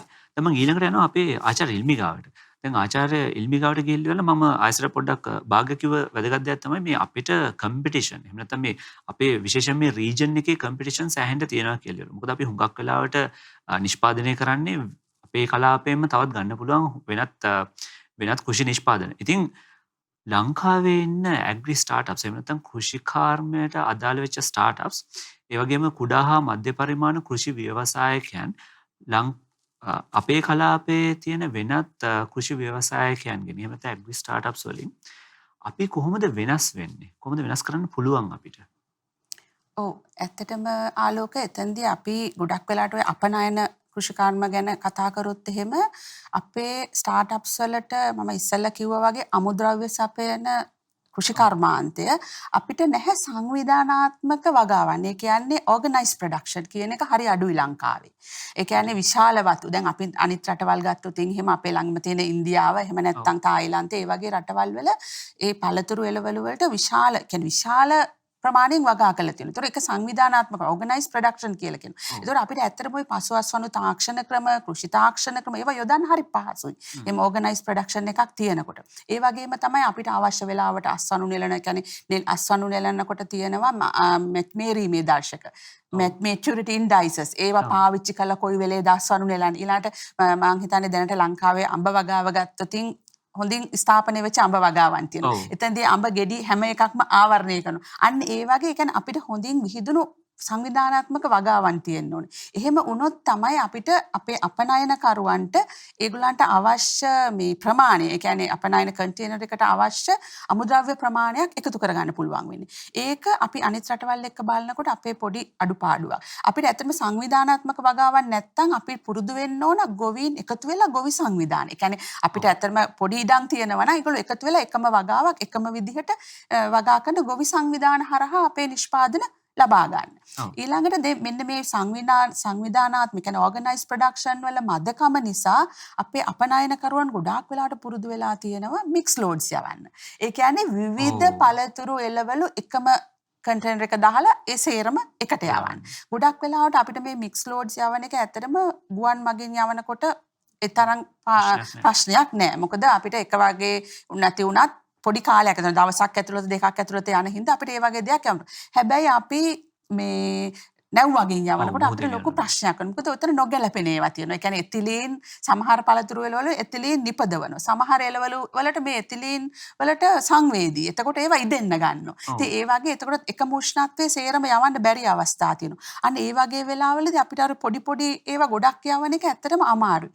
එතෙන්දී අපි මං හිතන්නේ ගොඩක් සැලකිය යුතු දෙයක් තමයි අපනයනය කරන භෝග තෝරගන්න ඕනේ. මෙන්න මේවා තමයි අපේ ලංකාවේ හොඳම විභවයක් තියෙන්නේ. වෙනත් රටවල් පිළිගන්නේ. ඊට පස්සේ අපිට පුළුවන් ඒ භෝග සංවිධානාත්මක වගාගෙන එක්ක ගම්මාන වෙන්න පුළුවන්. මම හිතන්නේ කලින් අර අපනයන ගම්මාන සංකල්පයක් ඇතුනේ. ඒ වගේ ගොඩක් අය ඒක වගා කරන්න ඕන. ලොකු මේ වපසරියක. වගා කරාම තමයි අපිට ඒවා හොඳ වෙළඳ පොළවල් වලට යවන්න පුළුවන්. තුන්වෙනි එක මම දකින්නේ අපි යවන්නේ හරි පොඩි රටවල් යවන පරාසය හරි පොඩි. ගොඩාක් වෙලාවට මැද පෙරදිග රටවල් එහෙම නැත්නම් මාලදිවයින වගේ රටවල් වලට තමයි අපි අපේ නිෂ්පාදනය යවන්නේ. ඒකට හේතුව ගොඩක් වෙලාවට අපේ අය එත්නික් මාකට් එක කියලා අපේ අය ඉන්න වෙළඳ පොළ තමයි අපි ගොඩක් වෙලාවට අල්ලගෙන තියෙන්නේ. ඒ මාස් මාකට් එකට. ඒ කියන්නේ ලොකු මහ වෙළඳ පොළට යවන ප්‍රමාණය අඩුයි. අනිත් රටවල් ගත්තා මේගොල්ලෝ ඒව අල්ලගෙන ඉන්නවා අර මහ වෙළඳ පොළ. එතකොට ඒක අල්ලන්න නම් අපි එකක් තමයි අර සංවිධානාත්මක වගාව තියෙන්න ඕන. අනිත් එක අපි අර ප්‍රමිතීන්ට හරි විදියට අනුගත වෙන්න ඕන. අනිවාර්යෙන්. හරි. දැන් මෙතන මේ කියන කරුණු කාරණා ටික මම හිතන්නේ සෑහෙන ලොකු වැදගත්කමක් තියෙනවා. ඉතින් අර මං ආයෙත් මතක් කරා වගේ මේ අපේ මේ දේවල් වලට අදාළ සෑම සිනිඩු කාරණාවක්ම අපේ learn.startupxfoundry.com වෙබ්බඩියට ඇවිල්ලා පොඩ්ඩක් බලා ගන්න මොනවද මේ සම්බන්ධයෙන් ඉගෙන ගන්න පුළුවන් දේවල් මොනවද කියලා ඉවරලා. හරි. දැන් මං ඊළඟට භාග්‍ය ගාවට යන්නේ. දැන් භාග්‍ය අපි මෙතන සර්ටිෆිකේෂන් ගැන කතා කරානේ. දැන් මේ අපි මෙච්චර වෙලා කතා කරේ කොහොමද සර්ටිෆිකේෂන් ගන්න කියලා විතරයි. නමුත් ඔය සර්ටිෆිකේෂන් ගත්තයින් පස්සේ ඕක මේන්ටේන් කරන්න නැත්නම් පවත්වාගෙන යන්න ලේසි නෑ. මොකද විශේෂයෙන් මේ කෘෂි කර්මාන්තය සම්බන්ධයෙන් ආවහම සාමාන්‍ය ඔබට තියෙන අත්දැකීම් අනුව මේ ලංකාවේ ඉන කෘෂි ව්‍යවසායකයන්ට මේ ප්‍රමිති සහතික ලැබුණයින් පස්සේ ඔවුන් මුහුණ දීලා තියෙන සාමාන්‍ය මුහුණ දෙන විශාලතම ගැටලු මොනවාද? ඒ කියන්නේ සහතික ලබා ගැනීමෙන් පසුව මේ මුණ දෙන ගැටලු තමයි එකක් තමයි අර ඩොක්ටර් ඉල්මිත් සඳහන් කරා. දැන් අපි එක ෂිප්මන්ට් එකක් යවනවා. ඊට පස්සේ ඒත් අපි දැන් අපේ බයට අපි කන්ටිනියුවස් සප්ලයි එකක් දෙන්න ඕනේ. ඒ කියන්නේ නිරන්තර සැපීමක් කරන්න ඕනේ. එතකොට කුඩා ව්‍යවසායකයන්ට හම්බ වෙන ගැටලු අභියෝගයක් තමයි දැන් කුඩා පරිමාණයෙන් පටන් ගන්න. එතකොට බය කෙනෙක් හම්බ වෙනවා. ඒත් වසර පුරා ඒක අර කන්ටිනියුවස්ලි සප්ලයි කර ගැනීමට අභියෝගයක් එල්ල වෙනවා. ඒක එක අභියෝගයක්. ඊට අමතරව අනිත් දේ තමයි දැන් අර සර්ටිෆිකේෂන් එකක් කියලා කියන්නේ සහතිකයක්. ඒත් දැන් අපි අපේ ප්‍රොසෙස් එක කරගෙන යන්න ඕනේ ඒ සහතිකයේ බලාපොරොත්තු වෙන්න නෙමෙයි. ඒ කියන්නේ අපි ඇත්තටම හොඳ ක්වොලිටි ප්‍රොඩක්ට් එකක් දෙන්න ඕනේ. ඒතර අපි කැපවීමෙන් ඒ වෙනුවෙන් වැඩ කරගෙන යන්න ඕන. ඒතර ඒ කැපවීම කියන එක නිරන්තරයෙන්ම පවත්වාගෙන යන්න ඕන. මොකද මේ ස්ටෑන්ඩඩ්ස්, ඒ කියන්නේ මේ ප්‍රමිතියන් නිරන්තරයෙන් අප්ඩේට් වෙනවා. ඒ කියන්නේ වෙනස් වෙනවා, අලුත් දේවල් ඇඩ් වෙනවා. ඒකට නිරන්තරයෙන්ම ඒ දේ ගැන අවධානයෙන් ඉඳලා අපි අපේ ප්‍රොසෙස් එකයි ප්‍රොඩක්ට් එකයි ඒවත් එක්ක වැඩි දියුණු කරගන්න ඕනේ. ඒ විදිහට මේව කරගන්න ඕනේ. එහෙම නැති වුනහම අතනම සමහර අවස්ථාවලදී අපි දැන් ඕගැනික් එකක් වගේ ෂිප්මන්ට් එකක් වගේ ගියොත් දැන් සමහර වෙලාවට එයාලා දැන් හිතන්නකෝ පෙස්ටිසයිඩ්ස් අද ලව් වෙන එක තව ටිකක් ඉස්සරහට ගියාම ඒක එයාලා කියන්නේ එපා කියලා කියනවා. එතකොට ඒක තිබුණොත් අපේ ෂිප්මන්ට් එක ආපහු එවනවා. එතකොට ඒ නිසා අපි නිරන්තරයෙන්ම ඒව ගැන අප්ඩේට් වෙලා ඒ විදිහට තමයි අපේ ප්‍රොඩක්ෂන් එක කරගෙන යන්න ඕන. හරි. දැන් ඔබ සෑහෙන වැදගත් දෙයක් කතා කරා මේ පෙස්ටිසයිඩ්ස් එහෙම ගැන. සාමාන්‍යයෙන් මේ වගේ දේවල් වලට කොහොමද අපි දැනගන්නේ? ඒ කියන්නේ මොනවාද වෙනස් වුනේ කියලා එහෙම කොහොමද අපිට දැනගන්න පුළුවන්? ඒක අර මං කලින් කිව්වා වගේ අපි දැන් එක්ස්පෝර්ට් කරන රට අනුව එයාලගේ තියෙන ප්‍රමිතීන් වෙනස් වෙනවා. එයාලගේ තියෙන නිර්ණායක වෙනස් වෙනවා. එතකොට අපි යුරෝපයට යවනවා නම් එයාලගේ වෙබ්සයිට් එකේ ගවර්න්මන්ට් වෙබ්සයිට් එකේ දාලා තියෙනවා ඒ අදාළ ස්ටෑන්ඩඩ්ස්. එතකොට ඕගැනික් නම් ඒක තියෙනවා අපිට ඒක රිෆර් කරලා කියන්නේ ඒකට ගිහින් බලලා දැනගන්න පුළුවන් මොනවාද මේ අප්ඩේට් වෙලා තියෙන කියලා. එහෙම නැත්නම් ආයතන තියෙනවා ලංකාවේ තුලද කියන්නේ. අපේ වගේ ආයතන තියෙනවා. ඊට අමතරව EDB එක තියෙනවා. ඒවා හරහාත් අපේ දැනුම අපිට මේ වැඩි දියුණු කරගන්න පුළුවන්. හරි. දැන් මේ ඇත්තට මේ කරුණු කාරණා ටික සෑහෙන වැදගත්කමක් තියෙනවානේ. ඉතින් මේ පිළිබඳව දැන් ඔබ මේ වීඩියෝ එක බලන ගමන් එහෙම නැත්නම් මේ අපේ මේ ව්‍යවසායකයන්ට අත්ලක් කියන අපේ මේ අධ්‍යයන බලන ගමන්ම ඕගොල්ලන්ට ඇත්තටම කිසිම ප්‍රශ්නයක් නැහැ මේක නවත්තලා ගිහලා මේ පිළිබඳව පොඩ්ඩක් හොයලා බලුවොත් මොකද මේ ඇත්තටම සෑහෙන වැදගත් කාරණා ඒ හින්දා. හරි. දැන් ඊට පස්සේ මම ඊළඟට යන්නේ අපේ ආචාර්ය ඉල්මි ගාවට. ආචාර්ය ඉල්මිගෙන් මම අහන්නේ දැන් ඇත්තට මේ සර්ටිෆිකේෂන් ගැන අපි ඇසට කතා කරා. මේ අපේ මේ ලබාගත් සහතික කිරීම එහෙම නැත්නම් අපේ මේ සර්ටිෆිකේෂන් වගේ දේවල් දීර්ඝ කාලීනව පවත්වාගෙන යන්න කොයිතරම් ලේසිද එහෙම නැත්නම් අමාරුද? කොහොමද මේක මොකද්ද ඔබේ අදහස මේ ගැන? ඔව් ආලෝක මම ඒකට කෙලින්ම උත්තරයක් දුන්නොත් ඒ කියන්නේ සර්ටිෆිකේට් එකක්ම බලාපොරොත්තු වෙන්නේ නෙමෙයි.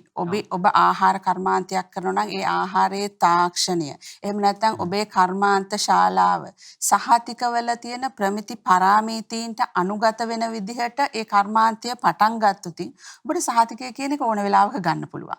අනුගත වීම ඒවට අපි කම්ප්ලයි වෙන එක තමයි අමාරු ඇත්තටම. ඉතින් ඒක හින්දා අපි මුලදීම කම්ප්ලයි වෙලා ඉන්නවා නම් ඇත්තටම සර්ටිෆිකේට් එකක් අරගෙන ඒක පවත්වාගෙන යාම එච්චර දුෂ්කර වෙන්නේ නැහැ. ඒතකොට මම ඒ කිව්වේ දැන් අපි උදාහරණයක් විදිහට ගනිමු අපි අලුත් ආහාරයක් නිෂ්පාදනය කරන්න ඕන.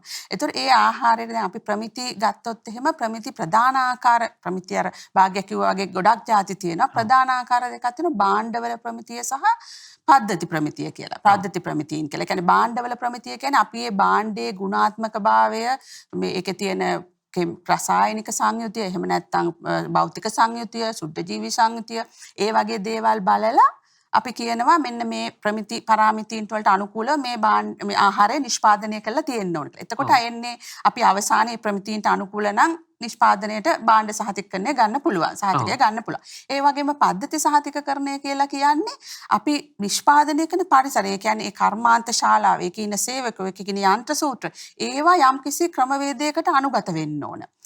ඒ පරාමිතීන්ට අනුගත වුණාම අපිට පද්ධතිය, ඒ කියන්නේ අපි ආහාරය නිෂ්පාදනය කරන පරිසරය ඒ පද්ධතියට අනුගත වෙලා තියෙනවා නම් අපි කියනවා අන්න ඒකින්ද අපේ ආහාරය ගුණාත්මයෙන් වැඩි. එතකොට අපි ඒ වගේ ඒවා තමයි ඔය ISO 22000, HACCP, GMP වගේ කියන්නේ පද්ධති. ඊටත් ඉස්සරහට තියෙනවා අර කිව්වා වගේ organic agriculture, good agricultural practices ශේෂ්ත්‍රයේදී. එතකොට මේ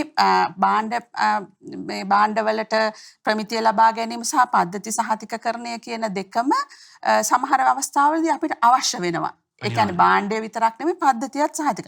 මොකද විශේෂයෙන්ම විදේශීය වෙළඳපොළදී. විදේශීය වෙළඳපොළේ ගැනුම්කරුවා අපේ භාණ්ඩයේ තියෙන ගුණාත්මය ගැන බලන්නේ සහතිකයේ දිහා බලලා. මොකද එයාට ගොඩක් වෙලාවට මෙහි ඇවිල්ලා අපේ පරිසරය බලන්න අමාරුයි. ඉතින් ඒකින්ද එයා කරන්නේ අපේ සහතිකයේ බලලා කියනවා මේ සහතික ලබා තියෙනවා නම් මෙයා මේ පරිසරය කියන්නේ ෆුඩ් සේෆ්ටි. ඒ කියන්නේ ආහාර සෞඛ්‍යාරක්ෂිතව නිෂ්පාදනය කරලා තියෙනවා කියන අවබෝධය එයාට එනවා. ඒ වගේම මම හිතන්නේ භාග්‍ය එක කියන්නේ නැති කියලා මම හිතනවා තව මෙතනදී ගොඩාක් වැදගත් දෙයක් තමයි traceability. අපි යම්කිසි වැරද්දක් සිද්ධ වුණාම ඒ කියන්නේ අපි යවපු පිටරට යවපු ආහාර තොගය වෙන්න පුළුවන් යම්කිසි දෙයක් වෙලා ඒක ඒක කාට හරි මොන හරක් ලෙඩ වෙනවා මේක කාලා. ඔව්. ඒ වෙලාවේදී මේක කොහෙන්ද ආවේ කොයි විදිහටද ආවේ මොකක් හරි සහතික ක්‍රමයක් තියෙනකොට අපිට හොයාගන්න පුළුවන් මේක කොතැනද වැරදුනේ කියලා. ඔව්. කොතැනද ප්‍රශ්නේ තියෙන්නේ කියලා. ඒතර මේක අපිට හදාගන්න ලේසි ඒ වගේ වෙලාව. ඒ කියන්නේ ට්‍රේසබිලිටි තියෙනක මේ සහතික ක්‍රමයේදී ඉතාමත් වැදගත් වෙනවා. ඉතින් ඒක හින්දා මම ගොඩක් වෙලාවට මගේ ළඟට තාක්ෂණ කියන කාර්මික තාක්ෂණ ආයතනයෙන් ආහාර තාක්ෂණ ලබා ගන්න ව්‍යවසායකයන්ට දෙන උපදේශය තමයි ඔයගොල්ලෝ කොහේ ඔගොල්ලන්ගේ කර්මාන්තය පටන් ගත්තත් කමන්නේ සමහරලාට කොටේජ් ඉන්ඩස්ට්‍රි එකක්. ඒ කියන්නේ ගෘහස්ත කර්මාන්තයක් ගෙදර කුස්සිය පටන් ගත්තත් කමන්නේ ඒක සම්පූර්ණයෙන්ම ක්වොලිටි සිස්ටම් එකට තියෙන්න ඕනේ. අනිවාර්යයෙන්. ඒ කියන්නේ සහතිකේ දැන් ගත්තේ නැතුණාට කමන්නේ සහතිකේ ඕන වෙලාවක ගන්න පුළුවන්. සහතිකේ තියෙන ප්‍රමිති පිරිවිතර වලට අනුගත වෙලා ඉන්න ඕනේ. මොකද ඊට පස්සේ අපි කර්මාන්ත ශාලාව හැදුවට පස්සේ අපිට සිද්ධ වෙනවා සමහර දේවල් කඩන්න ප්‍රමිතිය ගන්න යනකොට. මොකද එතෙන්දී මේ ප්‍රමිතිය අනුකූල නැහැ. ඉතින් ඒක හින්දා මුලදී අපි ප්‍රමිති ගැන අවබෝධයක් තිබුණොත් ආහාරයට වගේම කර්මාන්ත ශාලාවේ මොන වගේ ප්‍රමිතියකටද අපි අනුගත වෙන්න ඕන කියලා. එතකොට අපිට ඒ විදිහට අනුගත වෙලා තියෙනකොට අර මේ ඉල්ලන ප්‍රමිතිය අනුව අපිට වෙනස් වෙන්න ලේසි. මොකද මූලික අඩිතාලම අපි දාගෙන තියෙන්නේ. ඒක හරි. ඒක හරි. දැන් ඔතන මේ දැන් මෙතන ඩොක්ටර් ඉල්මි සෑහෙන වැදගත් දෙයක් කතා කරා මේ ට්‍රේසබිලිටි ගැන. ඔය මේ දැන් මෙතන ඇත්තටම මේ ට්‍රේසබිලිටි සම්බන්ධයෙන් ගත්තොත් එම මෙතන ලොකු ප්‍රශ්නයක් තියෙනවා විශේෂයෙන් ලංකාව වගේ රටවල් වල අපේ මේ ඇග්‍රිකල්චර් එහෙම නැත්නම් මේ කෘෂි කර්මාන්තය ගත්තොත් මේ කෘෂි කර්මාන්තයේ තාක්ෂණය ඒ තරම් ළඟින් යන දේවල් නෙවෙයි. මේක ඇත්තටම ස්ටාර්ට්අප් එක්ස් ෆවුන්ඩේෂන් අපිත් අඳුරගත්තේ යම්කිසි ප්‍රශ්නයක්.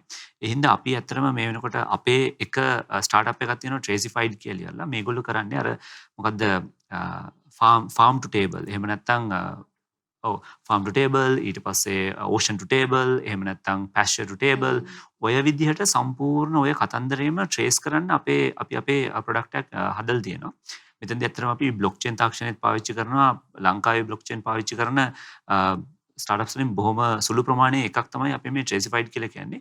මොකද මේ අපි මේක ඇත්තටම කරන්නේ වෙන මොකක්ද නෙවෙයි මේ විශේෂයෙන්ම කෘෂි නිෂ්පාදනවල තත්ත්ව රැක ගැනීම සම්බන්ධයෙන් තියෙන විවිධාකාර ප්‍රශ්න ඉදලා තමයි මේ දේවල් කරන්නේ. ඉතින් කවුරු හරි හිතනවා නම් මේ කියන්නේ මොකද්ද මේ තාක්ෂණයයි කෘෂි කර්මාන්තය එකතු කරන්න පුළුවන් කියලා අනිවාර්යෙන් ඒක එකතු කරන්න පුළුවන්. ඒ වගේම එකතු කරන්න ඕනේ.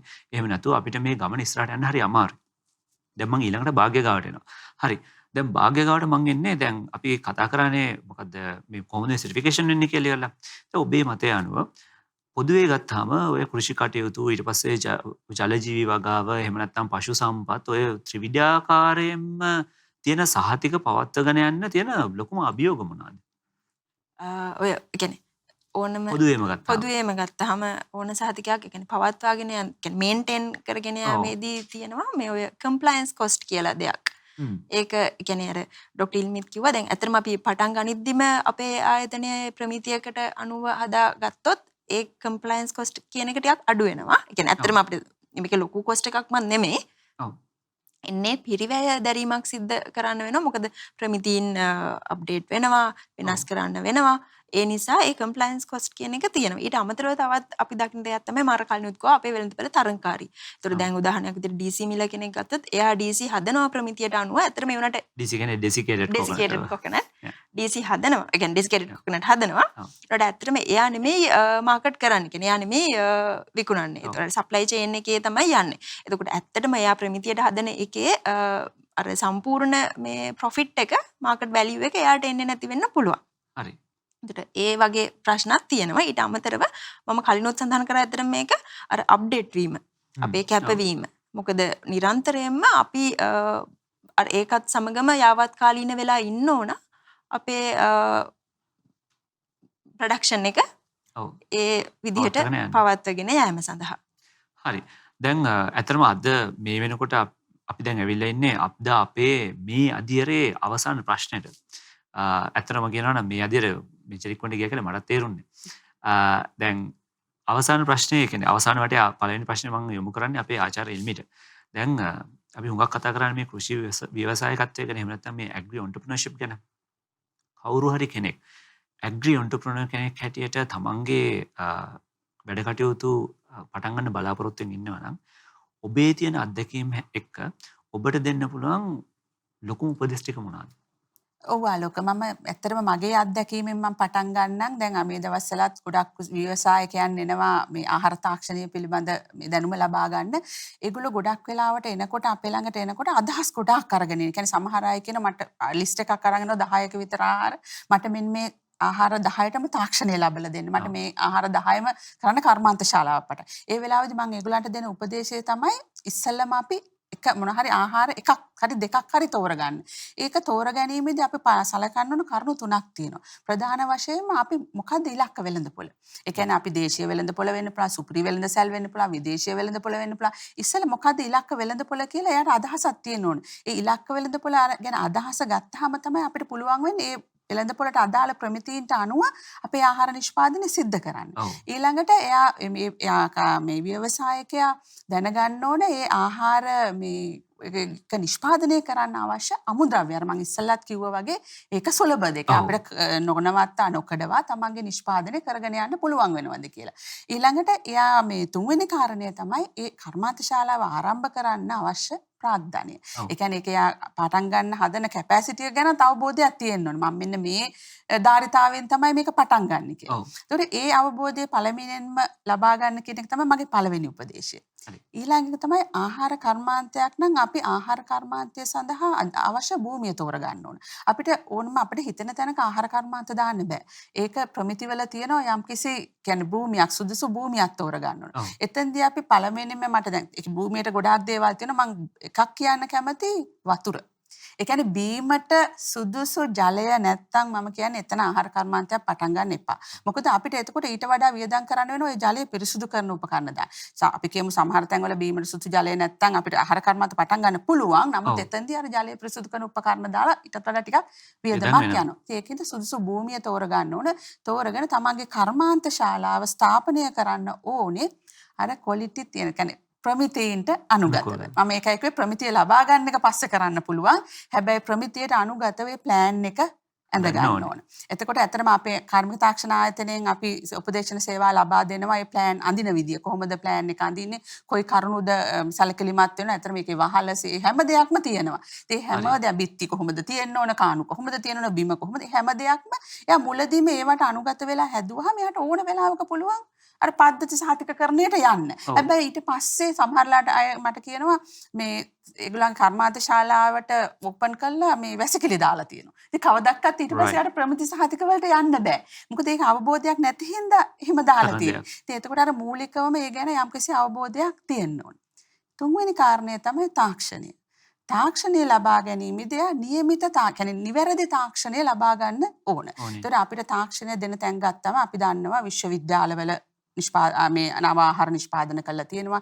ඒ වගේම තමන්ගේ සමහර වෙන කර්මාන්ත ශාලාවලින් ඒගොල්ලෝ තාක්ෂණය දෙන ඒවා තියෙනවා. සමහර වෙලාවට මැෂිනරි සප්ලයර් තාක්ෂණය දෙනවා. කොහොම තාක්ෂණය සමහර අය මම ඇත්තටම මේ දැන් දැකපු දෙයක් තමයි YouTube එකෙන් තාක්ෂණය ගන්න. මම ඇත්තටම ඒකට නම් කැමති නැහැ. මොකද එතෙන්දී අපිට අර නිවැරදි තාක්ෂණය කියන එක සමහරකට හම්බ වෙන්නේ නැහැ. ඒවයි දැම්මහම සමහර තාක්ෂණ ක්‍රම සමහර දේවල් සංගවල තමයි දාන්නේ. කියන්නේ සමහරට අපිට වැදගත්ම පොයින්ට්ස් එතන හංගලා තියෙන්නේ. ඉතින් එතකොට ඒක පාවිච්චි කරලා අපි තාක්ෂණය කරන්න ගියොත් එහෙම අපි කොතනදී හරි හිර වෙන්න පුළුවන්. ඒ හින්දා නිවැරදි තාක්ෂණය දෙන ආයතනයකින් එහෙම නැත්නම් තාක්ෂණය දෙන නොමිලේ වෙන්න පුළුවන් සල්ලි වලට වෙන්න පුළුවන්. නිවැරදිව තාක්ෂණය දෙන තැනකින් තාක්ෂණය ලබා ගන්න ඕනේ. ඒ තාක්ෂණය මම ආහාර තාක්ෂණය ගැන කතා කරන හින්දා ඒ තාක්ෂණය අංග සම්පූර්ණ තාක්ෂණයක් වෙන්න ඕනේ. මම අංග සම්පූර්ණ තාක්ෂණයක් කියලා කියන්නේ තාක්ෂණයේදී ආ දැනගන්න ඕන රෝ මැටීරියල් එකේ ක්වොලිටි එක කොහොමද මේන්ටේන් කරන්නේ. ඊට පස්සේ හරි ප්‍රමිතියට අනුව ඒ ආහාරය නිෂ්පාදනය කරන්නේ කොහොමද. ඊළඟට ඒකේ මේ පෝෂණාගය විශ්ලේෂණය කරලා පෝෂණාගය මොන වගේද මොකද එයාට මේ හරි විදිහට ඇසුරුම්කරණය කරන්නේ කොහොමද හරි විදිහට ලේබල් කරන්නේ කොහොමද ඊළඟට සෞඛ්‍ය ආරක්ෂිත වේ ආහාරය නිෂ්පාදනය කරන්නේ කොහොමද අවසාන වශයෙන් ඒක තබා ගන්න පුළුවන් ආයු කාලය ඒක ගොඩක් වැදගත්. මොකද ඒ හැම දැන් තාක්ෂණය හරියාකාරව දෙන ආයතනයකින් ওই සේරම එකතු වෙච්ච තාක්ෂණයක් තමයි දෙන්නේ.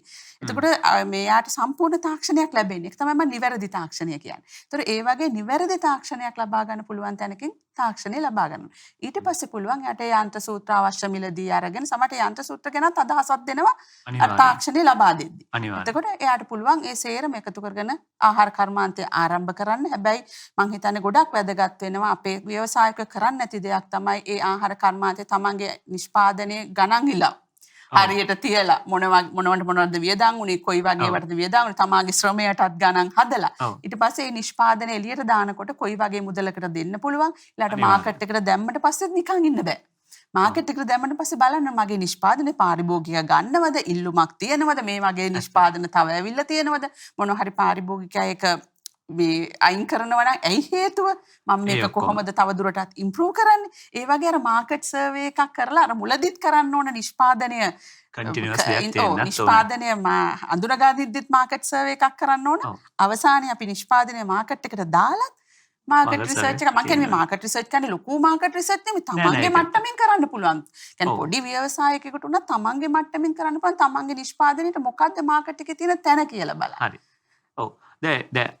මේ හිතන ඇත්තටම මේ ආචාර්ය ඒක ඇත්තටම බොහොම සාරගර්භ ඒ වගේම අර සරස් කියන්නේ බොහොම සම්පූර්ණ පිළිතුරක් ඒක. මොකද එතනදී ඇත්තටම පටන් ගන්න එකේ ඉඳන් අන්තිම වෙනකන් කොහොමද මේ හැමදේම කරන්න කියලා ඇත්තටම සෑහෙන දෙයක් කතා වුණා. මේ කතා වෙච්ච දේවල් ගැන අර ඉස්සෙල්ලා කිව්වා වගේ අපි මේවට අදාළ වෙච්ච දැනුම හැම දෙයක්ම අපේ learn.startupexfoundry.com වෙබ් අඩවියෙන් අපි දක්වලා තියෙනවා. හරි. දැන් මම ඊළඟට යනවා අපේ අද දවසට අවසාන ප්‍රශ්නය අරගෙන භාග්‍ය වෙතට. හරි. භාග්‍ය මම අහන්නේ මෙන්න මෙහෙම දෙයක්. කෘෂි ව්‍යාපාරයේ එහෙම නැත්නම් ඇග්‍රි බිස්නස් එකක සාර්ථකත්වයට සහතික කිරීම වගේ දේවල් බලපාපු ආකාරය කොහොමද කියන්නේ සාහිත්‍ය කිරීම කොයි විදිහටද බලපෑවේ කියන දේවල් සම්බන්ධයෙන් ඒ සාර්ථක වෙච්ච මොන හරි උදාහරණ වලට දක්වන්න පුළුවන්ද? ඔව් කාලෝක අපි කතා කරොත් දැන් මං කලිනුත් කිව්වා ප්‍රමිති සහතිකය ලබා ගන්නවා කියලා කියන්නේ වැලියු ඇඩිෂන් එකක්. අගය එකතු කිරීමක්. එතකොට අපිත් සමග එකතු වෙලා ප්‍රමිති සහතික දැන් මං කලින් කිව්වා අපි අවුරුදු 20ක් විතර ඉඳන් මේ ක්ෂේත්‍රයේ ශ්‍රී ලංකාව ඇතුලේ ප්‍රමිති සහතික ලබා දීම කරගෙන යන ආයතනයක්. එතකොට අපිත් එක්ක මුල් කාලේ ඉතා කුඩා ව්‍යවසායකයෝ විදිහට එකතු වෙච්ච අය දැන් මහා පරිමාණ කියන්නේ ව්‍යාපාර කරගෙන යනවා. ඒ වගේම ප්‍රධානම එක්ස්පෝර්ටර්ස්ලා බවට පත් වෙලා තියෙනවා. එතකොට කියන්නේ කෙටියෙන් කිව්වොත් අපිත් සමග එකතු වෙලා ප්‍රමිති සහතික ලබාගෙන වැරදුණු කෙනෙක් ඇත්තටම නැහැ. මොකද ප්‍රමිති සහතිකයක් එනවා කියලා කියන්නේ අනිවාර්යයෙන්ම වාසියක් තමගේ ව්‍යාපාරයට. එතකොට අර ඒකේ අර සාර්ථකත්වයේ අඩු වැඩි ප්‍රමාණය තීරණය වෙන්නේ තමන්ගේ කැපවීම, ව්‍යාපාරයේ ස්වභාවය. ඒ වගේ දේවලුත් එකතු වෙනවා. දැන් හොඳම උදාහරණයක් විදිහට මම අපේ ආයතනයේම අරගෙන දක්වන්නම්. දැන් පහුගිය කොවිඩ් වසංගතයේ කාලේ හැමෝම ඇත්තටම අපි උනත් හිතුවේ ව්‍යාපාර කටයුතු කඩම් වැඩේ එහෙම කියලා. ඒ වුණාට 2019 අවුරුද්දයි 2020 අවුරුද්දයි එක බලනකොට දැන් කෘෂි අපනයන ගත්තාම ඇත්තටම 30% වගේ වර්ධනයක් තියෙනවා අපේ ආයතනයේ. කියන්නේ සහතික ලබාගත් කෘෂි يعني අපනයන පමණක්. වොලියුම් එකනොත් වැඩි වෙලා තියෙන්නේ. කියන්නේ වොලියුම් එකෙන් තමයි මේ 30%ක් පමණ වැඩි වෙලා තියෙන්නේ. ඊට අමතරව ඇත්තටම අලුතෙන් ලොකු කියන්නේ කට්ටියක් අපිත් එක්ක එකතු වෙලා තියෙනවා. ඒ කියන්නේ ඇත්තටම ඒක ඉතින් මේ වැලියු ඇඩිෂන් එකක් නිසා තමයි ඇත්තට මේ කට්ටිය මේකට එන්නේ කියලා තමයි ඉතින් කියන්න තියෙන්නේ. එතකොට ඒක අර අනිවාර්යයෙන් මේක වාසියක් තමයි ඔබේ කියන්නේ කාගේ හරි මේ ව්‍යාපාරයකට. භාග්‍ය බොහොමත්ම ස්තුතියි. දැන් අද මේ අපේ ව්‍යවසායකයන්ට අත්ලක් කියන මේ අධ්‍යයනයෙන් අපි කතා කරේ කෘෂි අපනයන. එහෙම නැත්නම් අගය එකතු කළ අපනයන වෙළඳපොළ ජය ගන්නේ කොහොමද? ඊට පස්සේ මේ වෙළඳපොළ ජය ගන්න සහතික කිරීම ආදී වැදගත් වෙන්නේ කොහොමද කියලා තමයි අද අපි කතා කරේ. ඉතින් අද අපිත් එක්ක මේ කතිකාවතට එකතු වෙච්ච අපේ සම්පත්දායකයෝ දෙන්න ආචාර්ය ඉල්මි හේවාජුලිගේ ඒ වගේම භාග්‍ය ෆොන්සේකා මහත්මයාට මම බොහොමත්ම ස්තුතිවන්ත වෙනවා. ඇවිල්ලා අපිත් එක්ක මේ සෑහෙන ලොකු දැනුම් සම්භාරයක් එකතු කරගත්තා. ඉතින් මම තව දෙයක් මතක් කරනවා ඕනේ. අපි මේ සෑහෙන මේ කතා කරපු දේවල් වල ඔබ දැක්ක දේට වඩා සෑහෙන දෙයක් අපි මෙතන අපේ ස්ටුඩියෝ එකේදී අපි හුඟක් දේවල් කතා කරා. මේ හා සම්බන්ධ දැනුම, වෙබ්සයිට්ස්, වීඩියෝස් වගේ හුඟක් දේවල් අපි ඔයගොල්ලොත් එක්ක බෙදා හදා ගන්න බලාපොරොත්තු වෙනවා අපේ learn.startupexfoundry.com වෙබ් අඩවියෙන්. ඊට අමතරව අර මම කතා කරා වගේ මෙතන තියෙන හුඟක් දේවල් ඉගෙන ගන්න. කෘෂිකාර්ම දෙපාර්තමේන්තුවේ ඒ වගේම විශ්වවිද්‍යාලවල තියෙන හුඟක් මේ කෝසස් එහෙම නැත්නම් පාඨමාලා සම්බන්ධයෙන් තොරතුරුත් අපි අපේ learn.startupexfoundry වෙබ් අඩවියෙන් දක්වලා තියෙනවා. ඉතින් මම ආත්ම ස්තුතිවන්ත වෙනවා අපේ සම්පත්දායකයෝ දෙන්නට. ඒත් එක්කම මේත් එක්ක මේ වෙනකන් අපිත් එක්ක රැඳී හිටපු අපේ ප්‍රේක්ෂක ඔබ හැමෝටමත් මම ස්තුතිවන්ත වෙනවා. ඉතින් තවත් දවසක මේ වගේම තවත් සාරගර්භ අධ්‍යයනකින් අපේ ව්‍යවසායකයන් අත්ලක් අපේ තවත් අධ්‍යයනකින් ඔබව හමු වෙන්න අපි බලාපොරොත්තු වෙනවා. ඔබ හැමෝටම සුබ දවසක්.